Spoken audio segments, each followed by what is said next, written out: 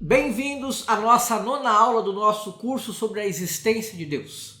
Nela vamos então estudar a segunda e a terceira prova da existência de Deus, e o ente necessário. Caso queira assistir às aulas passadas ou outros cursos, entre em nosso canal no YouTube, se inscreva, ative o sininho para receber as notificações, deixe sua curtida, comente ou pergunte. Em caso de dúvidas, compartilhe com seus contatos e bons estudos. A segunda prova da existência de Deus ou segunda via a partir da causalidade. Vamos ver o que Santo Tomás de Aquino vai nos dizer a respeito dessa segunda via. Diz ele na Suma Teológica, primeira parte da Suma Teológica, questão 2, que é a questão que estamos estudando, artigo 3, referente à segunda via. Diz Santo Tomás: a segunda via parte da razão de causa eficiente. Encontramos nas realidades sensíveis a existência de uma ordem entre as causas eficientes, mas não se encontra nem é possível algo que seja a causa eficiente de si próprio, porque desse modo seria anterior a si próprio, o que é impossível. Ora, tampouco é possível, entre as causas eficientes, continuar até o infinito, porque entre todas as causas eficientes ordenadas, a primeira é a causa das intermediárias e as intermediárias são a causa da última, sejam elas numerosas ou apenas uma. Por outro lado, supressa a causa, suprime-se também o efeito. Portanto, se não existisse a primeira entre as causas eficientes, não haveria a última nem a intermediária. Mas, se tivéssemos de continuar até o infinito na série das causas eficientes, não haveria a causa primeira. Assim sendo, não haveria efeito último, nem causa eficiente intermediária, o que é evidentemente falso. Logo, é necessário afirmar uma causa eficiente primeira, a que todos chamam Deus. Vamos então tentar um pouco explicar essa segunda via também. A segunda via, então, ela assemelha-se muito com a primeira via em relação à causa eficiente. Mas o que é, então, essa causa eficiente? Ora, a causa eficiente, ela é a causa fazedora.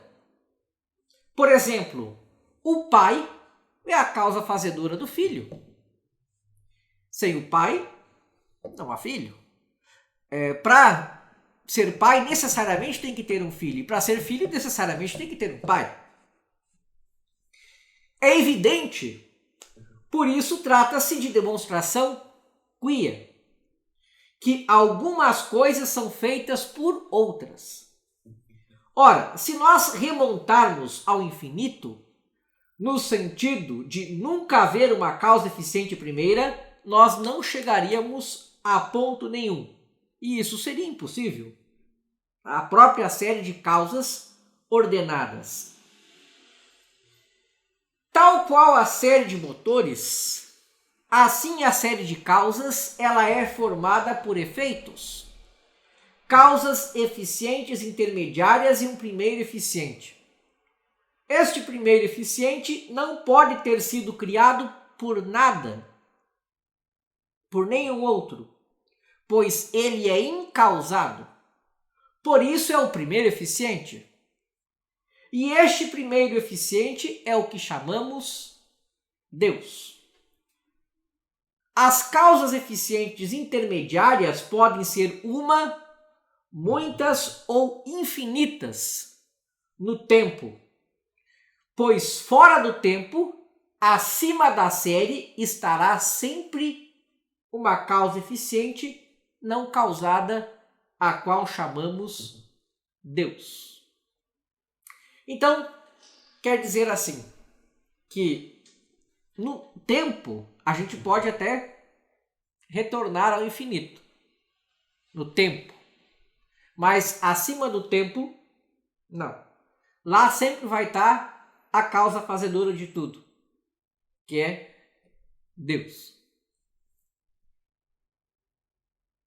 Terceira prova da existência de Deus, ou terceira via a partir da contingência. Vamos voltar para a Suma Teológica e ver o que vai dizer Santo Tomás de Aquino. Lembrando que nós estamos na primeira parte da Suma Teológica, questão 2, artigo 3. A parte que é referente agora à terceira via. Vamos ver o que Santo Tomás vai dizer lá. A terceira via é tomada do possível e do necessário, do contingente e do necessário. Ei-la encontramos entre as coisas as que podem ser ou não ser. Uma vez que algumas se encontram que nascem e perecem, consequentemente podem ser ou não ser. Mas é impossível ser para sempre o que é de tal natureza, pois o que pode não ser não é em algum momento. Se tudo pode não ser, houve um momento em que nada havia. Ora, se isso é verdadeiro, ainda agora nada existiria, pois o que não é só passa a ser por intermédio de algo que já é. Por conseguinte, se não houvesse ente algum, foi impossível que algo começasse a existir. Logo, hoje, nada existiria, o que é falso. Assim, nem todos os entes são possíveis, mas é preciso que algo seja necessário entre as coisas. Ora, tudo que é necessário tem ou não a causa de sua necessidade de um outro. Aqui também não é possível continuar até o infinito na série das coisas necessárias que têm uma causa da própria necessidade, assim como entre as causas eficientes, como se provou. Portanto, é necessário afirmar a existência de algo necessário por si mesmo, que não encontra alhures a causa de sua necessidade, mas que é causa da necessidade para os outros, o que todos chamam Deus. Então vamos tentar também entender um pouco sobre essa terceira via, o que Tomás quis dizer na Suma Teológica. Bom, é notável que algumas coisas podem ser ou não ser, são possíveis ou não. Ora, estas coisas que podem ser ou não ser, um dia deixarão de ser, justamente por poderem ser ou não ser. Numa palavra, não são necessárias. Por isso, podem ser ou não ser.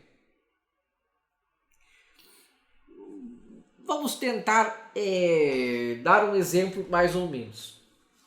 Bom, hoje eu estou aqui, estou vivo, mas eu não existia desde sempre. Eu não existia desde sempre, aí comecei a existir no tempo até chegar aqui e vou continuar existindo no tempo até o dia que morrer e não existir mais. Então, veja, eu posso ser, não ser, existir e não existir. Ora, se tudo quanto existisse pudesse um dia deixar de ser, é porque um dia não teria sido. E se tudo quanto existisse um dia deixará de ser e poderia não ter sido, é porque um dia nada houve. Mas como do nada, nada se cria, é impossível que houvesse um tempo em que nada houve, porque do nada, nada pode surgir por si mesmo. Vamos tentar entender isso aqui também. já estava nos planos de Deus que um dia eu passaria a existir, daquele pai, daquela mãe, e depois chegou determinado tempo e aconteceu e a gente surgiu. Então não foi do nada. Então não pode algo vir do nada. Não. Estava já ordenado. Era a ordem das coisas, a ordem do universo, a ordem. Então tudo está ordenado. As leis da física, tudo está ordenado, tudo está numa ordem. Santo Tomás diz que algumas coisas não só são possíveis, como são necessárias. Estas coisas que vemos serem necessárias têm a causa de sua necessidade em outro. Outro é a causa de sua necessidade. Ora, se remontássemos ao infinito na série de causas de necessidade de certas coisas, não pararíamos em ponto algum. E então seria impossível a série de causas intermediárias que tornam algumas coisas necessárias. Logo, é preciso deter-se numa causa que seja incausada e que tenha a sua necessidade de si mesma e não de outro. Esta causa cuja necessidade não provém de outro é o que nós chamamos Deus. Então, nós aqui, enquanto aqui, nós necessitamos de outro. O ser humano ele é um ser que necessita dos outros para sobreviver. E vamos assim. Então, a criação necessita do Criador. Mas Deus não necessita de nada. Ele não provém de outro. Então, ele é a causa cuja necessidade não provém de outro. Esta via ela apresenta certo problema, pois pode parecer e não se tem certeza pelo laconismo da formulação, que por seres necessários entendesse Santo Tomás também os astros. Lembremos-nos que pela caduca cosmologia antiga, incluindo a aristotélica tomista, os astros eram incorruptíveis. Não podiam, por natureza, deixar de ser, mas tinha necessidade de outro, pois Deus lhes dava essa necessidade. Pois bem, hoje nós sabemos que os astros não são incorruptíveis e são corruptíveis. Então foi um erro, a debilidade, isso foi algo que a gente descobriu com o telescópio e com a ciência moderna, que os astros eles são corruptíveis. Da mesma forma que nós também somos. Mas acreditava-se, Santo Tomás e Aristóteles acreditavam que que os astros eram incorruptíveis. Pode, por uma pequena alteração na redação da coisa, escapar à incorruptibilidade dos astros e dizer que algumas coisas são necessárias para que outras sejam. E estas coisas que são necessárias conquanto elas mesmas deixarão de ser, ao contrário do que pensavam os antigos quanto aos astros, elas também têm a sua necessidade decorrente de outro, de modo que se remontarmos ao infinito e não se detivesse em algo primeiro, cuja necessidade não decorresse de nada, senão que é incausada, nós não teríamos a própria série de necessários e possíveis, e esta primeira causa, cuja necessidade não provém de outro, senão é própria, é o que chamamos Deus. Então, trocar, por mais que isso nos escape, essa questão da incorruptibilidade dos astros, nada em altera a nossa ideia e o nosso raciocínio aqui em relação a Deus. Então, em razão das dificuldades dessa terceira via, nós vamos realizar um apêndice para explicar o que é um ente necessário, como também considerarmos importante falarmos sobre a cosmologia antiga e da caducidade da cosmologia aristotélica tomista, o motivo pelo qual caducou e por que nós devemos superá-la, como também da ciência moderna à luz do tomismo, que é o tema da nossa próxima aula. Pois bem, é necessário, por exemplo, a nossa alma. A nossa alma, ela não se corrompe. O nosso corpo se corrompe, mas a nossa alma não se corrompe. Mas tem necessidade de outro. Deus a fez assim, necessário, incorruptível. Também os anjos são incorruptíveis. Os anjos não se corrompem. Tanto os anjos como a alma humana somente poderiam deixar de ser, de existir, se Deus quisesse, porque Ele é o Criador. Por si mesmos, tanto os anjos como a alma são incorruptíveis. Portanto, nesse sentido, são necessárias, apesar de terem a sua necessidade de outro, como se viu nessa terceira via de Santo Tomás.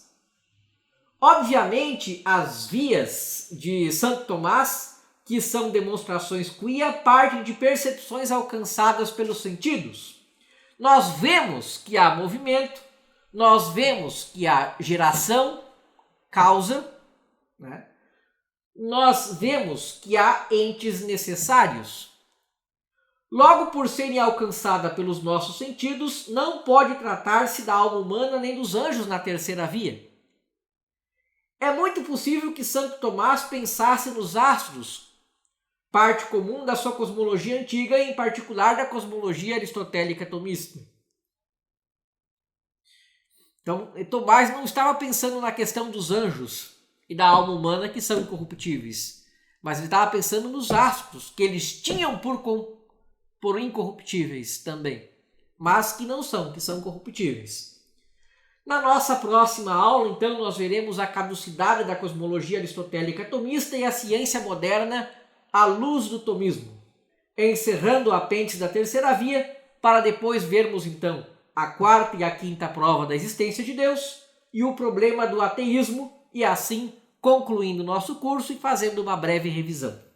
Se inscreva em nosso canal, deixe sua curtida, seu comentário, compartilhe, ative o sininho para receber as notificações.